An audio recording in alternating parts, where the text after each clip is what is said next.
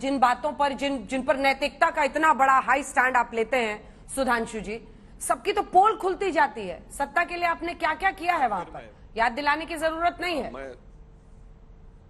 हम बिल्कुल जवाब देते। पहले एक फैक्ट बता दूं, वो मसर्रत आलम जानते को छूट गया था। अंजना जी, 2014 में कश्मीर में बाढ़ आई थी, तब तक इन लोग सरकार थी। जब मसर्रत आलम का कोर्ट में जो छूटने का कागज था, जो सरकार के खिलाफ था, जिसकी वजह से नहीं छूटना, कहा गया वो बाढ़ में बह गया, इसलिए वो जेल से बाहर आया, मगर 48 घंटे के अंदर दोबारा जेल में पहुंचा। महबूबा मुफ्ती की सरकार रहते हुए 48 घंटे के अंदर मसर्रत आलम दोबारा गया। मगर अब एक दूसरी बात बताता हूं, अबे जी दूसरी एक बात बताता हूं। आपने श्यामा प्रसाद मुखर्जी जी का जिक्र किया, बिल्कुल दर्शकों को यह बात पता होनी चाहिए कि कश्मीर में एक प्रधानमंत्री होता था और भारत के उच्चतम न्यायालय का भी अधिकार क्षेत्र कश्मीर में नहीं था। वो श्यामा प्रसाद मुखर्जी जी के बलिदान के बाद हुआ। मगर एक सवाल का जवाब दीजिएगा अभय दुबे जी, श्यामा प्रसाद मुखर्जी बगैर परमिट के जब प्रवेश करते हैं जम्मू कश्मीर में, तो जम्मू की सीमा पर ही उन्हें क्यों नहीं रोका जाता? रोकने के बाद उन्हें श्रीनगर की जेल में जाके क्यों रखा गया? कोई लॉजिक ही नहीं समझ में आ सकता किसी को। भाई अगर आप किसी को रुकने से रोकना चाहते तो आप उसे गिरफ्तार करेंगे और वापस भेज देंगे। आपके पास परमिट नहीं है, यू कैन नॉट एंटर। आज की डेट में किसी के पास वीजा ना हो तो इमिग्रेशन काउंटर से उसे रिटर्न फ्लाइट में बैठा दिया जाता है। अगर पाकिस्तान के अटारी बॉर्डर से कोई आ रहा हो और उसके बाद वीजा ना हो तो वापस। अच्छा चलिए, अंदर भी आपने गिरफ्तार कर लिया, तो जम्मू की जेल में क्यों नहीं रखा? श्रीनगर की जेल में क्यों रखा? और बीमारी की हालत में उनकी संदिग्ध मृत्यु हुई, उनका कोई पोस्टमार्टम नहीं हुआ। और ये सब बातें मैं ऐसे ही नहीं कह रहा हूं, ये बातें श्यामा प्रसाद मुखर्जी जी की माता जी ने नेहरू जी को लिखे पत्रों में नेहरू जी पे आरोप लगाते हुए लिखी है। और नेहरू जी ने उस समय गोविंद वल्लभ पंत को जो लेटर लिखे हैं कि श्यामा प्रसाद मुखर्जी की मृत्यु के बाद जो परिस्थितियां उत्पन्न हो रही हैं, और कलकत्ता के अपने चीफ मिनिस्टर को जो लेटर लिखे हैं, ये कंप्लीट वर्स ऑफ नेहरू में जाइए, नेहरू मेमोरियल लाइब्रेरी में लिखे हुए हैं।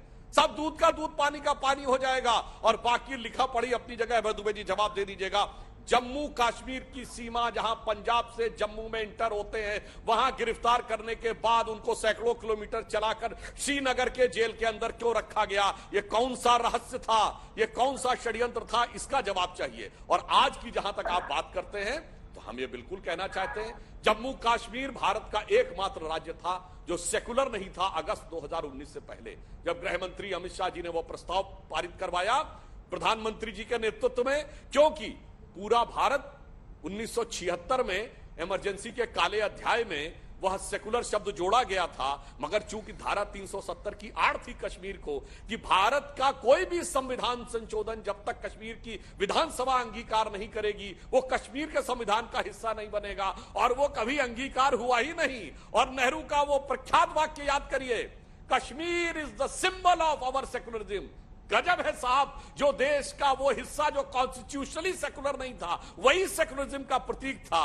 इसलिए जिस प्रकार के आप लोगों ने एक फैकेट क्रिएट करके रखे हुए थे इतिहास में, जो इतिहास के साथ छल हुआ था। और एक बात और कहते हैं, ठीक है, देखिए बहुत प्रख्यात किताब है India from Curzon to Nehru and there after, प्रख्यात पत्रकार वीर दुर्गादास की।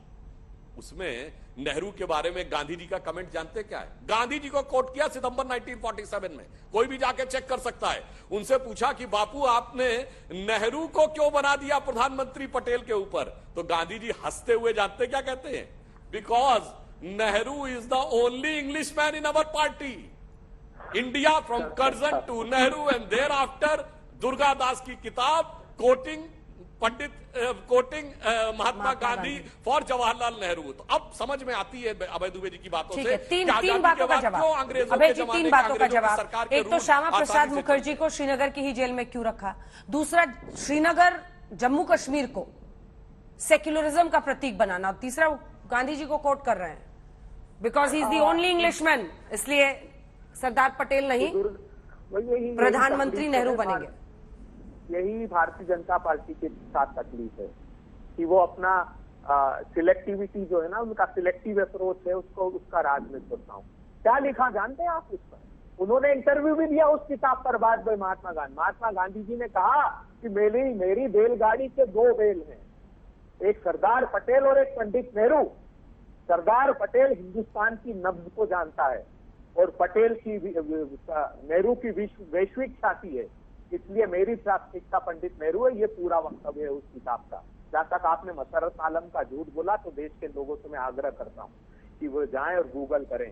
वहां पर एसपी ने प्रिवेंटिव डिटेंशन ऑर्डर भेजा था जब वहां किसी की सरकार नहीं थी, सुधांशु त्रिवेदी जी, पीडीपी की सरकार नहीं थी। ये उस दौरान का वक्त था जब वहां पर केंद्र की सरकार का शासन था, जब कोई सरकार बनी नहीं थी।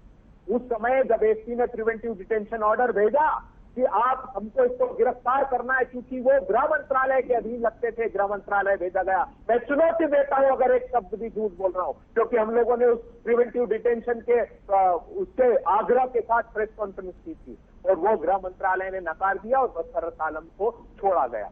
मैं विनम्रता से पूछना चाहता हूं आपसे, आप बताइए ना, आपने बड़ी बड़ी बातें की, आपने क्या वादा किया था? आर्टिकल 370 हटा देंगे, हजारों लोग जम्मू कश्मीर में आकर जमीन खरीद सकेंगे। आर्टिकल 35 हट गया है दोस्तों, क्या हुआ बताइए ना। अभी लोकसभा में मार्च में क्या जवाब दिया आपने?